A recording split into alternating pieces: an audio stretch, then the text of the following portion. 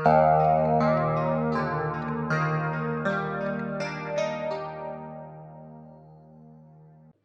वालेकुम, this is Atif Arshad और आप देख रहे हैं दो फनकार। उम्मीद है लाइंस को आपने बड़ी बेहतरीन, बड़े अच्छे तरीके से समझा होगा, क्योंकि कोई कमेंट ही नहीं आया मुझे। तो मैं चाहूँगा आप ज़रूर कमेंट किया करें, आप वीडियो देखें, कमेंट करें, ताकि हम, अगर आप कुछ नहीं समझ पाए, हम उसको और अच्छे तरीके से समझाएं। और अभी हम चलेंगे शेप्स की तरफ। शेप्स के लिए शर्जील साहब ने कुछ स्क्रीन रिकॉर्डिंग्स ली हैं आपके लिए, वो हम आपसे शेयर करते हैं। तो चलते हैं अपनी क्लास की तरफ। ओके जी, सेकंड एलिमेंट शेप के ऊपर बात करने से पहले हम रिकैप कर लेते हैं। पहले जो एलिमेंट्स ऑफ डिज़ाइन हमने लास्ट डिस्कस किए थे कि कितने एलिमेंट ऑफ डिज़ाइन हैं जिनके ऊपर हमें पता होने चाहिए बिफोर लर्निंग अबाउट प्रिंसिपल्स। तो अगेन रिकैप कर देते हैं। Line, shape, form, colour, texture, space और टाइपोग्राफी। पहले हमने लाइन डिस्कस की थी लास्ट टाइम, जिसके अंदर हम लाइन के यूजेज और ये डिस्कस किया था कि लाइन किस तरह से डिज़ाइन के अंदर वैल्यू एडिशन कर सकती है। इसी तरह से अब हम आज डिस्कस कर रहे हैं शेप। शेप के बारे में हम देखेंगे कि शेप डिज़ाइन के अंदर उसका रोल क्या है और कितना पावरफुल ये एलिमेंट है। तो मूव करते हैं सेकंड एलिमेंट की तरफ, जो कि है शेप।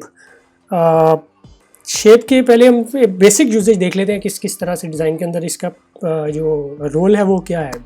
शेप से आप डिज़ाइन के अंदर डेकोरेशन कर सकते हैं, सिंबॉलिक शेप्स भी होती हैं, पैटर्न और टेक्सचर्स डेवलप हो सकते हैं इसके थ्रू। और मेन चीज़ जो शेप के बारे में हमें पता होनी चाहिए, ये 2 डायमेंशनल है। इसके अंदर हाइट और विड्थ इन्वॉल्व है, इसके अंदर डेप्थ नहीं होती है। सो इट्स 2D, जिसको हम 2D भी बोलते हैं। और शेप की जो बेसिक अगर हम स्ट्रक्चर देखें तो वो लाइन में भी डेवलप हो जाती है, कलर से डिफाइन होती है, और नेगेटिव स्पेस के अंदर भी हम शेप को यूज़ कर रहे होते हैं। ये बेसिक है। इसके बाद हम ये देख लेते हैं कि टाइप्स क्या हैं शेप्स की। शेप्स की जो टाइप्स हैं वो 2 तरह की है मेजर, ज्योमेट्रिक और ऑर्गेनिक। ये हम देख लेते हैं कि ज्योमेट्रिक और ऑर्गेनिक ये दोनों शेप्स, इनमें फ़र्क क्या है। ज्योमेट्रिक शेप्स नाम से ही बड़ा क्लियर है कि ज्योमेट्रिक शेप्स वो होती हैं जो जिसके अंदर ज्योमेट्री इन्वॉल्व है। आप देखेंगे बड़ी स्ट्रेट लाइंस या कर्व्स, ज्योमेट्री के थ्रू जो शेप्स हमने डेवलप की हुई हैं ज़्यादा कैलकुलेटेड, वो उसको हम ज्योमेट्रिक शेप बोल सकते हैं।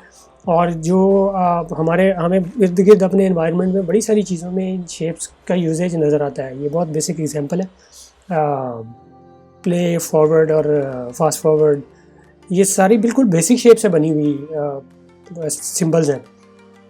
इसी तरह से जो ऑर्गेनिक शेप्स हैं, इनकी सबसे बेहतर जो अंडरस्टैंडिंग के लिए जो इसका के लिए वर्ड यूज़ करते हैं वो हैंड ड्रॉन है।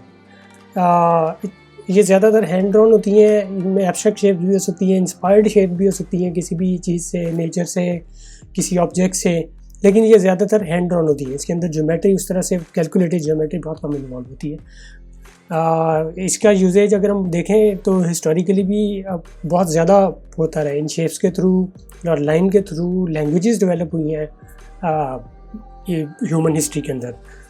इसी तरह से शेप को अगर हम देखें कि ग्राफिक डिज़ाइन के अंदर किस तरह से यूज़ हुई है और इसके क्या क्या यूजेज हैं, तो उसको थोड़ा सा एक्सप्लोर करते हैं हम। फॉर एग्जांपल अगर आइकॉन्स हम डेवलप करते हैं, जो अब तो वाइडली हम ये एलिमेंट हम देख रहे होते हैं, क्योंकि ये एप्लीकेशंस और वेबसाइट्स और इस तरह के किसी भी मीडियम के ऊपर हमें आइकॉन्स बहुत ज़्यादा नज़र आते हैं।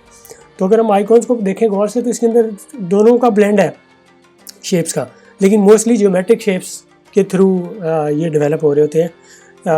ऑर्गेनिक भी इसके अंदर अब डिपेंड करता है कि इस आइकॉन की फील क्या होगी, तो ये आइकॉन्स ऑर्गेनिक शेप्स के थ्रू भी डेवलप हो जाते हैं। इसी तरह से अगर हम लोगोज़ के अंदर देखें तो बहुत जो फेमस लोगोज़ के अंदर भी हमें बेसिक शेप्स नज़र आ रही है। मित्सुबिशी का लोगो अगर देखें तो उसके अंदर सिर्फ 3 ट्राइंगल्स हैं। इसी तरह से अगर हम विंडोज़ का जो लोगो है, इसके अंदर 4 स्क्वायर्स हैं। इसी तरह से ये पेप्सी का जो लोगो है, इसके अंदर दोनों शेप्स कंबाइन हुई है, और ऑर्गेनिक भी और ज्योमेट्रिक भी। ओलंपिक का लोगो बिल्कुल जस्ट 5 सर्कल्स हैं। और इसी तरह से अगर हम देखें टारगेट का लोगो 3 सर्कल्स को कंबाइन करके नेगेटिव और पॉजिटिव स्पेस के साथ ये लोगो डेवलप हुआ हुआ है। WWF का लोगो जो है ये ऑर्गेनिक शेप्स के साथ बना हुआ है। इसी तरह से अब हम देखते हैं कि टाइपोग्राफी में इसका क्या यूजेज है। जब हम कोई फॉन्ट देखते हैं, फॉन्ट को बहुत ज़्यादा डिटेल में अगर हम देखें ना, तो वो बेसिकली कॉम्बिनेशन ऑफ शेप्स है या फिर लाइंस है। फॉर एग्जांपल ये एक फॉन्ट है चंकी 5X, इसका यू हमने उठाया और इसको हमने थोड़ा सा अनफोल्ड करके देखा है कि इसके अंदर शेप्स कितनी ज़्यादा हैं, और रेक्टेंगल्स हैं, फिर कुछ ऑर्गेनिक शेप्स भी हैं, कॉम्बिनेशन है ऑर्गेनिक और ज्योमेट्रिक शेप का भी।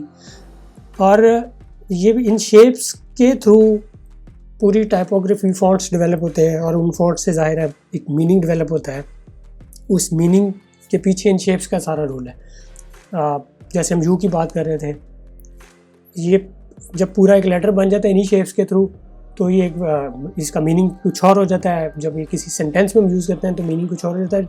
लेकिन अगर हम इसको बैकवर्ड देखें तो ये इसके पीछे शेप इन्वॉल्व है, इसकी ये फॉन्ट और टाइपोग्राफी टेक्स्ट डेवलप करने में बिल्कुल बेसिक लेवल के ऊपर।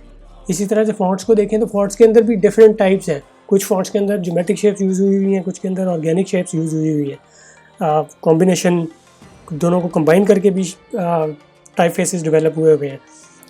ये एक एग्जांपल उसकी और भी है जिसके अंदर दोनों का ब्लेंड हमें नज़र आ रहा है, ऑर्गेनिक और जो आपकी ज्योमेट्रिक शेप्स हैं उनको मिक्स करके।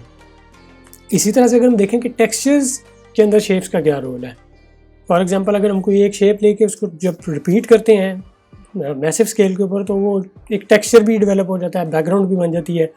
तो शेप्स का एक इस तरह से भी बेसिक लेवल पे यूजेज है कि आप उसके थ्रू कोई अच्छी बैकग्राउंड या टेक्सचर डेवलप कर सकते हैं। ऑर्गेनिक शेप्स के थ्रू भी बड़ी इंटरेस्टिंग बैकग्राउंड्स या पैटर्न्स हम डेवलप कर रहे होते हैं। इसी तरह से जिस तरह मैंने बात की कि शेप्स के साथ बैकग्राउंड किस तरह से हम डेवलप कर सकते हैं, ये ऑर्गेनिक शेप्स के थ्रू एक बड़ी इंटरेस्टिंग सी बैकग्राउंड की एग्जांपल है। इसी तरह से ज्योमेट्रिक शेप के थ्रू भी हम बड़ी इंटरेस्टिंग बैकग्राउंड डेवलप कर सकते हैं। ऑफ कोर्स ये बैकग्राउंड जो है ये जब हम डिज़ाइन के अंदर यूज़ कर रहे होते हैं इनका मीनिंग भी होता है और ये डिज़ाइन के अंदर एक विजुअल वैल्यू एडिशन भी करते हैं। इसी तरह से इलस्ट्रेशन में अगर हम देखें तो इलस्ट्रेशन के अंदर जो ज्योमेट्रिक शेप्स हैं उनके थ्रू भी इलस्ट्रेशंस बड़ी पावरफुल इलस्ट्रेशन डेवलप हो जाती हैं। इसी तरह से अगर हम ऑर्गेनिक शेप के थ्रू देखें तो भी उनका एक यूजेज है। सो टेक्निकली ये जो बेसिक एलिमेंट हैं डिज़ाइन के, जैसे लाइन और शेप है, ये सब आइसोलेशन में भी अपना रोल प्ले कर रहे होते हैं और इनको कंबाइन करके भी डिज़ाइन के अंदर बहुत ज़्यादा एडिशन की जा सकती है। लास्टली जो कि बेसिकली आउटकम है ग्राफिक डिज़ाइन का, हम कोई किसी न किसी भी टच पॉइंट या किसी न किसी भी फॉर्म में कोई डिज़ाइन कर रहे होते हैं कम्युनिकेशन, उस कम्युनिकेशन में इन सब एलिमेंट्स को कंबाइन करके हम किस तरह से एक पावरफुल, एक मीनिंगफुल कम्युनिकेट करने वाला डिज़ाइन डेवलप करते हैं। लेआउट के अंदर शेप का क्या रोल है ये भी हम थोड़ा सा एक्सप्लोर करके देखते हैं। लेटर ऑन जब हम इन एलिमेंट्स को थ्रू कर लेंगे, प्रिंसिपल पे जाएंगे और डिज़ाइन की प्रॉपर प्रैक्टिस के ऊपर जाएंगे तो भी हम इसको और डिटेल में डिस्कस करेंगे। जैसे हम ये लेआउट देख रहे हैं, इसके अंदर एक बेसिक शेप है ट्रायंगल, उसके साथ प्ले करके एक पूरी लेआउट डेवलप की हुई है। तो इससे हमें ये समझ आएगी कि किस तरह से एक शेप जो है वो डिज़ाइन के अंदर, लेआउट के अंदर एक पूरी, उसका एक बड़ा पावरफुल रोल है। उसको यूज़ बड़ा स्मार्टली करके हम बहुत अच्छी कम्युनिकेशन डेवलप कर सकते हैं। अगेन ऑर्गेनिक शेप के थ्रू किस तरह से लेआउट के अंदर हम प्ले कर सकते हैं, ये कुछ बिल्कुल बेसिक एग्जांपल्स हैं। इसी तरह से हम लेआउट के अंदर यूनिफॉर्मिटी अगर डेवलप करनी हो, हमने अगर फॉर एग्जांपल एक कैंपेन डेवलप करें जिसके अंदर हम कोई एक यूनिफॉर्म हिंट देना चाहते हैं हर टच पॉइंट पे कि जो बेसिकली लिंक कर जाए एक ख़ास कम्युनिकेशन के साथ और ख़ास एक लैंग्वेज हम डेवलप कर लें, उसके लिए हम शेप को किस तरह से यूज़ कर सकते हैं। ये बड़ी अच्छी पावरफुल एग्जांपल है इसके लिए कि आप लेआउट के साथ प्ले करते रहते हैं, उसके अंदर वेरिएशन भी आती है, आपका मैसेज भी थ्रू हो रहा होता है और उसके साथ साथ एक यूनिफॉर्मिटी भी आ रही होती है जो कि बेसिकली ब्रांड बिल्डिंग के अंदर बहुत की रोल प्ले करती है। इसी तरह से टाइप फेसेस के साथ और शेप को कंबाइन करके, टाइपोग्राफी को कंबाइन करके हम अपनी कम्युनिकेशन या डिज़ाइन के अंदर बहुत अच्छी वैल्यू एडिशन कर सकते हैं, ऑर्गेनिक शेप हो या ज्योमेट्रिकल शेप हो। ये तो थी शेप की एक बेसिक रिव्यू हमने किया कि शेप का रोल क्या है ग्राफिक डिज़ाइन के अंदर। इससे पहले अगर हम वैसे बेसिक लेवल पे जब हम शेप के बारे में बात करते हैं तो शेप हमें एक सिंपल 2-3-4 शेप्स माइंड में आती हैं, लेकिन जब हम डिटेल में देखते हैं कि डिज़ाइन के अंदर ये कितना पावरफुल एलिमेंट है और इससे किस तरह से हम लेवरेज ले सकते हैं एज डिज़ाइनर, ये सारी ऑप्शंस जब एक डिज़ाइनर के माइंड में होती है तो वो उसको अप्लाई भी कर सकता है। तो रिकैप करते हैं कि आज हमने क्या डिस्कस किया। शेप्स की टाइप्स हमने देखी हैं, 2 बेसिक बिल्कुल, ऑर्गेनिक और ज्योमेट्रिक।